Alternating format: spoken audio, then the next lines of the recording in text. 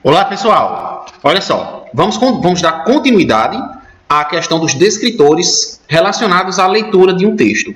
Nessa aula, a gente vai trabalhar o descritor 4, o descritor 6 e o descritor 14. O descritor 4, vocês já observam que vai trabalhar ou inferir uma informação implícita no texto. Então, vejamos aqui esse primeiro texto que diz o seguinte: os asteroides. Entre Marte e Júpiter, encontramos uma faixa de pequenos corpos, provavelmente originados em explosões planetárias, que gravitam em torno do Sol. O maior destes asteroides pode ser visto a olho nu e recebe o nome de Vesta. Calcula-se em mais de 1.600 o número de asteroides existentes.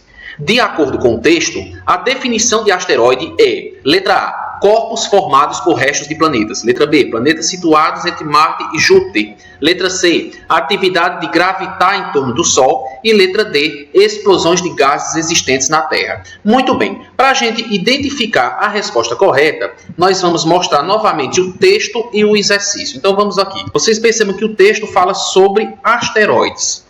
Aqui na primeira frase do texto, ele diz que encontram uma pequena faixa de corpos originados em explosões planetárias que gravitam em torno do Sol. Então ele dá uma informação geral. Depois dessa informação, ele vem com a segunda frase que diz o seguinte: que o maior destes asteroides, observe essa preposição contraída com o pronome destes asteroides. Ou seja, os asteroides, ou a definição de asteroide, já foi mencionada aqui, ó, uma faixa de pequenos corpos originários em explosões planetárias. Ao utilizar essa expressão destes asteroides, o redator utilizou um elemento de coesão referencial, ou seja, uma palavra para se referir a uma definição que já foi colocada no período anterior.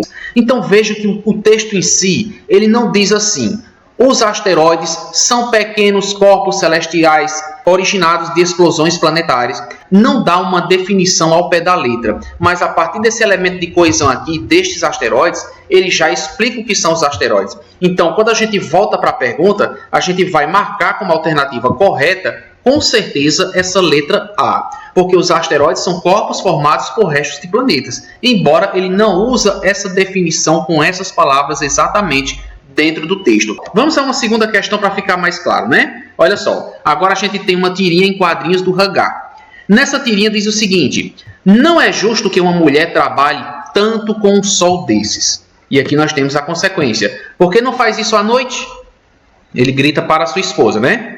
Ao ler o primeiro quadrinho do texto 2, o leitor é levado a pensar que, na sequência, o texto defenderia as mulheres, criticaria as mulheres, vamos descer aqui um pouquinho, reclamaria da qualidade do trabalho das mulheres ou daria mais tarefas para as mulheres. A gente percebe aqui o recurso da chamada ironia. É uma característica muito comum às histórias em quadrinhos, principalmente quando a gente já conhece o personagem. Então, nesse caso, quando ele fala que não é justo que uma mulher trabalhe tanto, a gente acessa o nosso conhecimento de mundo para levar em conta que, normalmente, serviços pesados são feitos por homens e não por mulheres. Então, a gente espera que, diante desse nosso conhecimento de mundo, o personagem resolveria tomar a posição da mulher e executar aquele serviço. Mas o que ele propõe é apenas que ela faça aquilo à noite para que ela não fique queimada por conta do sol, né? Então, o que é que a gente pode inferir? Que ele defenderia as mulheres, né? E não foi isso que aconteceu. Como eu vou conseguir deduzir que ele defenderia as mulheres, professor? Primeiramente, conhecendo o gênero. Nós temos uma tirinha em quadrinhos. Tirinha em quadrinhos normalmente são cômicas. Segundo, esse personagem também ele é muito conhecido por ser um personagem cômico. Terceiro, dentro das suas histórias a gente vê que ele é um personagem bem desleixado, ele não é aquele exemplo de marido ideal para a esposa, certo? Se você não tem conhecimento de nada disso, o mínimo você precisa conhecer o gênero em questão. Vamos agora para o descritor de número 6. Diz o texto: a bola. O pai deu uma bola de presente ao filho, lembrando o prazer que sentira ao ganhar a sua primeira bola do pai. O garoto agradeceu, desembrulhou a bola e disse: legal. O que os garotos dizem hoje em dia quando gostam do presente: eu não quero magoar o velho. Depois começou a girar a bola à procura de alguma coisa. Como é que liga? Perguntou. Como é que liga? Não se liga. O garoto procurou dentro do embrulho, do papel de embrulho. Não tem manual de instrução?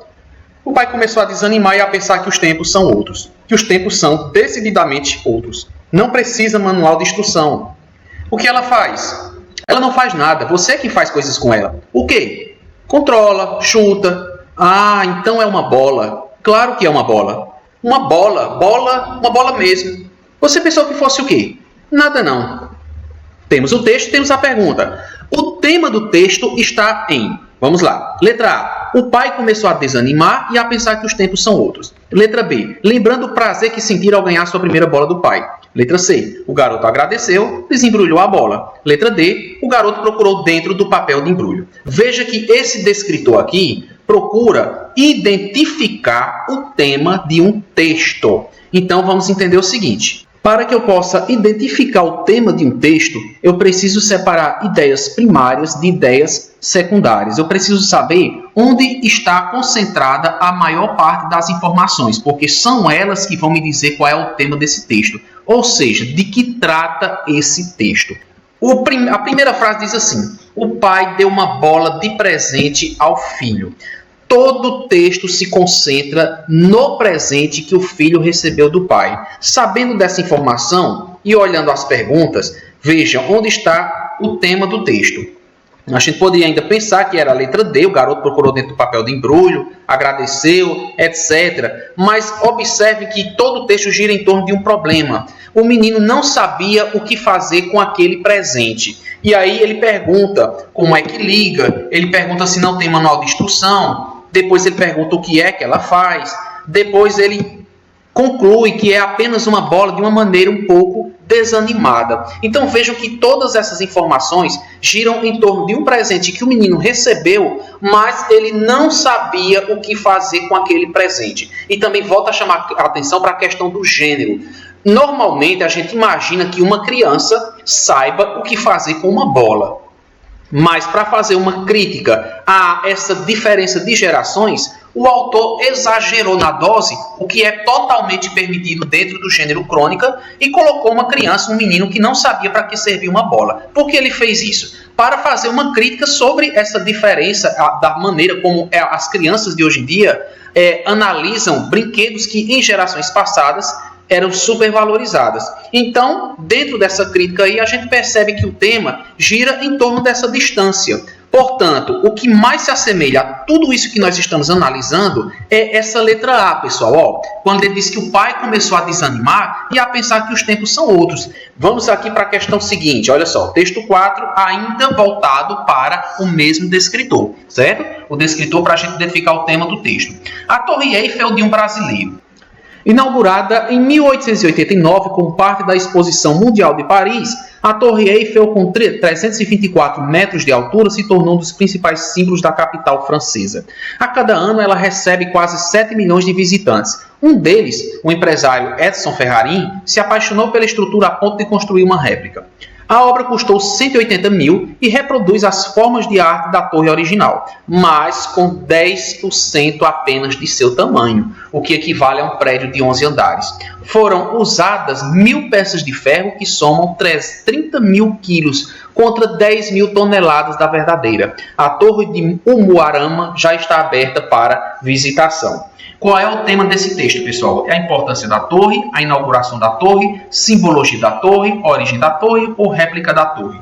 Vocês percebam que esse é um texto de caráter informativo, né? É uma notícia que saiu em uma determinada revista e a gente observa o seguinte. A primeira parte, que é essa aqui que eu vou destacar, vocês vejam que falam informações da Torre Eiffel de Paris. Ou seria a torre original. Mas vejam que toda a informação relacionada a essa torre Eiffel, a original, ela para nesta frase aqui, ó. Para nesse pontinho aqui, quase 7 milhões de visitantes. A partir dele a gente começa a imaginar, começa na verdade a perceber qual foi a finalidade de se falar dessa Torre Eiffel. É para mostrar que um brasileiro fez uma cópia. E aí você percebe que grande parte do texto se identifica com isso aí, ó. Falar um pouco sobre essa torre, que é chamada Torre de Umuarama, que inclusive está aberta para visitação.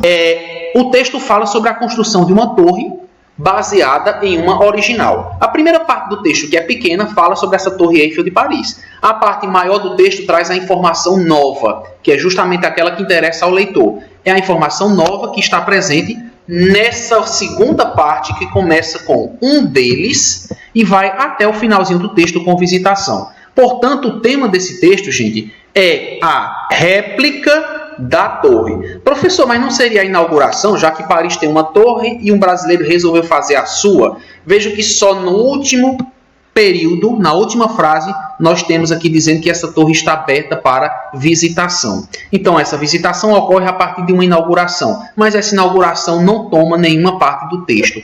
Então, a gente vai entender que é realmente a letra E, uma réplica da torre que foi feita. Vamos lá. D14. Vamos distinguir um fato da opinião relacionada a este fato. Vamos lá. No mundo dos sinais.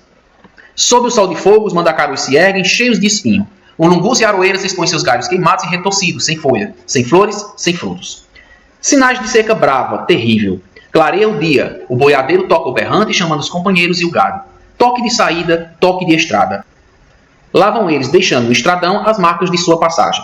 Muito bem, a opinião do autor em relação ao fato comentado está em... Antes da gente responder, vamos entender o seguinte. Esse descritor 14, ele quer que você perceba o que é um fato, ou seja, o que é informação, o que é linguagem objetiva. Ele quer que você perceba aquilo que apenas o redator fez questão de mencionar o já dito, sem interferir com sua opinião. Quando há dentro de um texto a opinião do autor, a gente consegue perceber, principalmente por meio de adjetivos. Porque é onde estão a classe de palavras que apresenta uma opinião, que apresenta uma subjetividade do sujeito no texto, certo? Porque a presença deles pode mostrar a diferença entre o fato e entre a própria opinião. Cuidado aí com os adjetivos. Então vamos lá. Onde é que nós temos realmente uma opinião? Os mandacarus se erguem? Não. As aroeiras expõem seus galhos? Não. Sinais de seca brava, terrível? Sim. Nós vamos ter aqui, gente, ó, na letra C. Por quê, professor? Porque quando ele usa a palavra terrível, ele está deixando transparecer a opinião dele, narrador, dentro da história. Esse terrível não corresponde a uma fala dos personagens, corresponde a uma fala pessoal, a uma fala do próprio narrador. Veja que quando ele fala que os mandacarus se erguem, ele apenas está narrando um acontecimento. Quando ele diz que as aroeiras expõem seus galhos, isso é uma coisa que todas as pessoas vão ver e vão concordar. Realmente, as aroeiras estão expondo seus galhos.